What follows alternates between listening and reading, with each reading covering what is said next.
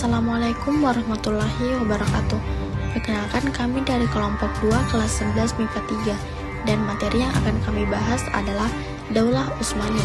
Adapun anggota kelompok kami yaitu Reski Junita Rahayu, Gizela dan Robinda Hermanto, Muhammad Nur Badut Tamam Hafnu, dan Afdal Kusuma. Adapun materi yang akan kami bahas, yang pertama sejarah lahirnya Daulah Utsmani, yang kedua sultan yang berkuasa pada masa pemerintahan Daulah Utsmani, yang ketiga strategi dan kebijakan di awal masa pemerintahan, yang keempat masa kejayaan Daulah Utsmani, dan yang kelima keruntuhan Daulah Utsmani. Berdirinya Kesultanan berawal pada paruh abad ke-6 Masehi. Bangsa Turki yang berasal dari Turkistan melakukan migrasi besar ke wilayah Asia Kecil dan tinggal di tepi sungai Amudarya, Tabaristan, dan Gorgan. Kontak pertama bangsa Turki dengan Muslim terjadi di masa pemerintahan Umar bin Khattab yang berlanjut di era Utsman bin Affan. Turki selanjutnya banyak berperan di masa Khalifah Abbasiyah. Peluang ini dibuka Khalifah Al-Mu'tasim. Bangsa Turki kemudian berhasil mendirikan Kesultanan Saljuk yang berhasil di masa Giyatsuddin Abu Hija Muhammad. Sebelum kejatuhan Saljuk, sekelompok orang dipimpin Sulaiman bermigrasi menghindari serangan Mongol. Kepemimpinan Sulaiman dilanjutkan putranya Ertugrul yang mendapat sebidang tanah di barat Anatolia dari Saljuk. Era Ertugrul dilanjutkan Utsman yang memperluas wilayah kekuasaan hingga Bizantium dan menggetarkan semua lawannya. Di era Utsman inilah Kesultanan Utsmaniyah resmi berdiri.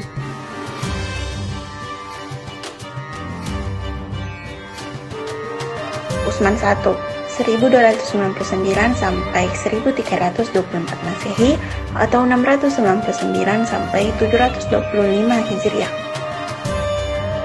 Sebagai pendiri kerajaan Turki Utsmani, ia membuat kebijakan bahwa kerajaan Turki Utsmani berdiri di atas sendi-sendi persatuan umat Islam dari bangsa Turki yang beraliran Sunni.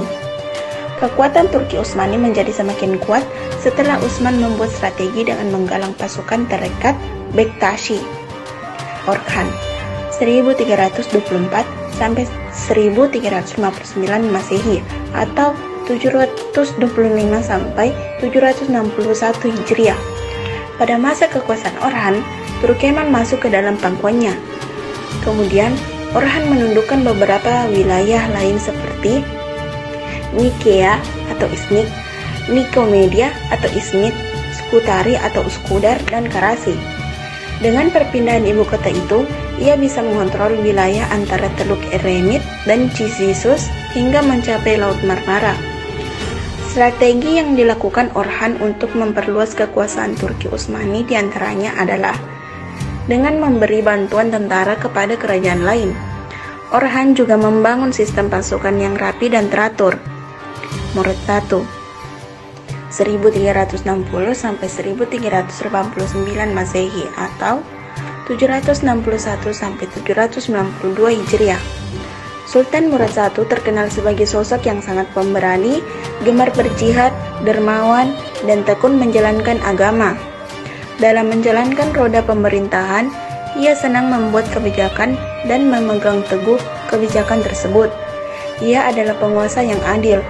Ia memiliki komandan perang terbaik dan berpengalaman dalam bidang militer. Sultan Murad I memindahkan ibu kota ke Edirne ini termasuk bagian dari strateginya, dengan maksud untuk mempermudah keperluan wilayah di Eropa. Bayazid 1389 sampai 1402 Masehi atau 791 sampai 805 Hijriah. Sepeninggal Sultan Murad I, maka Sultan Bayazid menggantikan kedudukan Raja Turki Utsmani. Sultan Bayazid berambisi kuat untuk memperluas wilayah Islam. Oleh karena itu, strategi dan kebijakannya sangat dekat dengan masalah-masalah kemiliteran dan rencana penaklukan negara-negara Kristen di Anatolia. Utsmania mencapai masa keemasan pada abad ke-16 di era pemerintahan Sultan Salim. Sang khalifah fokus pada ekspansi ke arah selatan Turki dan tak ingin kehilangan wilayah penaklukan. Sultan Salim mempersatukan Baghdad, Kairo, dan sisa-sisa kekuasaan Bizantium dalam satu payung kekuasaan pada abad ke-15 sampai 17. Kesultanan Utsmaniyah menjadi kekhalifahan Islam terpenting di Timur Tengah dan semenanjung Balkan. Tahta Sultan Salim dilanjut Sultan Sulaiman pada 1520. Turki Utsmani berhasil menguasai lembah Sungai Nil di Meir dan lembah Sungai Furat hingga ke Gibraltar di Afrika Utara. Pasukan Turki Utsmani menahan pasukan kerajaan Spanyol yang menyerang lewat lautan. Sang khalifah tidak melupakan kesejahteraan rakyat meskipun sibuk menaklukkan wilayah. Sulaiman menyusun berbagai peraturan untuk rakyat dengan berbagai golongan demi mewujudkan ketertiban dan keamanan di wilayahnya. Sulaiman diberi gelar Al-Kanuni atau ahli penyusun perundang-undangan. Di masa ini, ajaran Islam berkembang pesat dan rakyat hidup sejahtera. Kebudayaan dan perdagangan juga mengalami kemajuan, begitu pula kesastraan dan ilmu pengetahuan. Kemunduran Turki Utsmani terlihat setelah Sultan Sulaiman Al-Qurni wafat tahun 1566 Masehi. Kekaisaran ini tidak memenuhi pengganti yang kuat hingga pada akhir abad ke-18 serangan negara lain makin gencar termasuk lewat pemikiran. Orang pemikiran menyebabkan munculnya nasionalisme Turki dan Arab yang membuat Turki Utsmani pecah. Setelah itu muncul gerakan yang menyatakan seluruh muslim berada dalam suatu payung pemimpinan Jamaluddin Al-Fakhani. Selain itu, muncul juga Mustafa Kamal Pasha yang mengadakan pembaruan mengacu pada Barat tanggal 3 Maret 1924.